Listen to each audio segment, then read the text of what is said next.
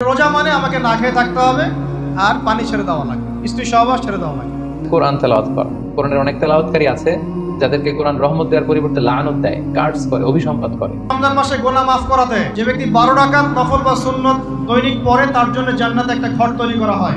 আসসালামু আলাইকুম, মুসাফির মিশন চ্যানেলের আরও একটি নতুন ভিডিওতে আপনাদের সবাইকে স্বাগতম।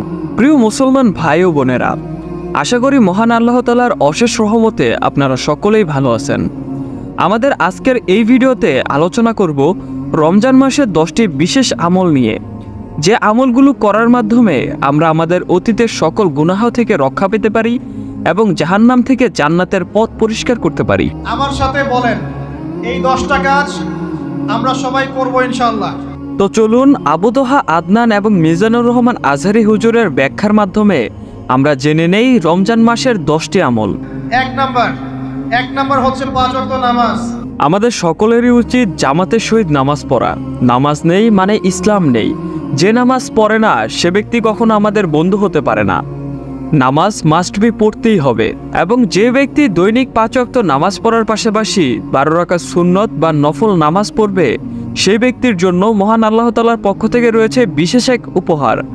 যে ব্যক্তি দৈনিক 12 রাকাত সুন্নত বা নফল নামাজ পড়ে তার জন্য জান্নাতে একটি বাড়ি তৈরি করা হয়। 2 নাম্বার ভাই, নামাজের সাথে সাথে তাহাজ্জুদ এবং তারাবি অবশ্যই পড়তে হবে। তারাবির নামাজ পড়তে গেলেই আমাদের মধ্যে যে বিষয়টা নিয়ে দ্বন্দ্ব হয় সেটা হচ্ছে তারাবির নামাজ 20 রাকাত, তারাবির নামাজ 8 রাকাত।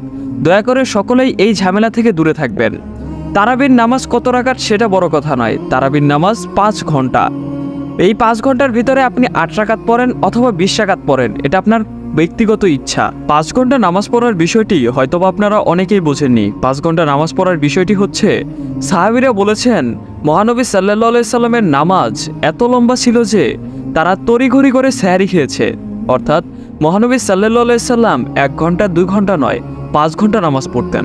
এখন আপনারা অনেকেই বলতে পারেন তখনকার নামাজ এত ধীরস্থির এবং বর্তমান নামাজ এত দ্রুত কেন? তখনকার নামাজের কোয়ালিটি এবং বর্তমান নামাজের কোয়ালিটি অনেক তফাৎ।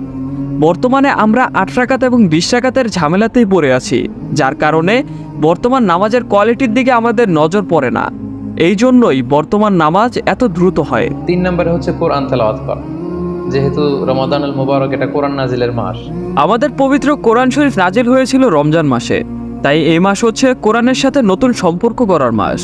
এই মাস হচ্ছে কোরআনকে উদযাপন করার মাস। নফল ইবাদতের যে লিস্ট রয়েছে সেই লিস্টের ভিতরে সবচেয়ে উপরে রয়েছে কোরআন তেলাওয়াত করা, এবং এর সর্বোত্তম সময় হচ্ছে রমজান মাস।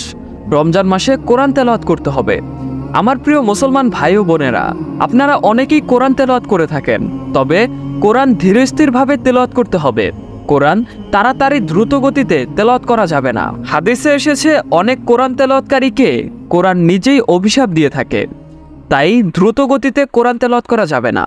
4 নম্বর, খুব বেশি খাবার দাবার বা কেনাকাটা এগুলোর ব্যাপারে আমাদেরকে একটু সাবধান থাকতে হবে।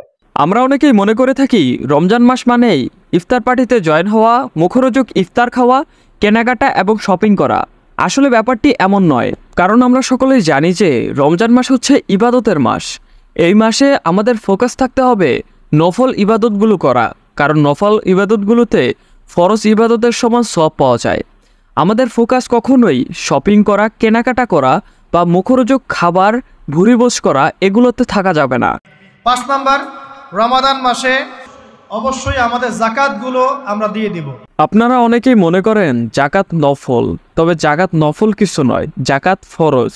যার উপরে জাকাত ফরজ হয়েছে তাকে জাকাত দিতেই হবে। রমজান হচ্ছে জুলুমের বিরুদ্ধে দাঁড়িয়ে যাওয়ার চেতনা। জুলুমের বিরুদ্ধে দাঁড়িয়ে যাওয়ার মাস হচ্ছে রমজান মাস।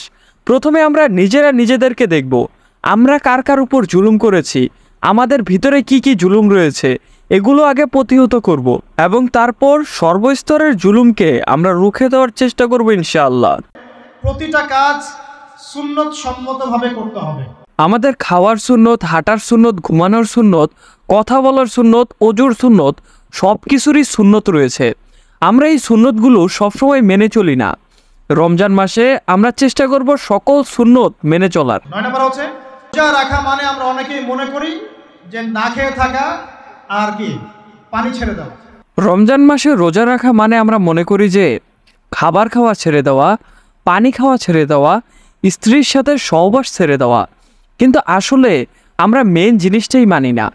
আমাদের রমজান মাসে রোজা রাখার অর্থ হচ্ছে মহান আল্লাহ তাআলার সকল কবিরা সাগিরা সকল গুনাহ খাতা ছেড়ে দেওয়া। 10 নম্বর পয়েন্টটা হচ্ছে এই ভাই, যে রমজান মাস আসলে মাশাআল্লাহ শিকল দিয়ে শয়তানকে বেঁধে রাখা হয়, কিন্তু ঈদের দিন আসলেই মাশাআল্লাহ আমরা আবার আগের জায়গায় ফিরে যাই।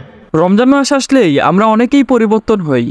আমরা নামাজ পড়ি, রোজা রাখি, আল্লাহর প্রতি ঈমান আনি, দান সদকা করি, জাকাত দেই, কিন্তু ঈদের দিন শয়তানকে ছেড়ে দেওয়ার কারণে আমরা সকলেই আমাদের আগের অবস্থানে পৌঁছে যাই।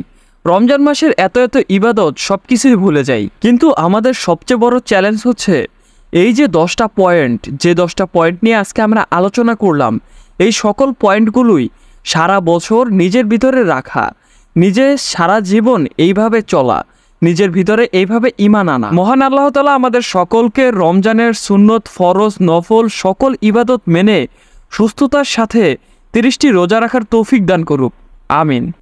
তো বন্ধুরা, আজকের ভিডিও এই পর্যন্তই। যদি ভিডিওটি ভালো লেগে থাকে তবে একটি লাইক দিয়ে দিবেন এবং এরকম ভিডিও আরও পাওয়ার জন্য আমাদের ইউটিউব চ্যানেলটি সাবস্ক্রাইব অথবা ফেসবুক পেজটি ফলো দিয়ে দিবেন। আল্লাহ হাফেজ।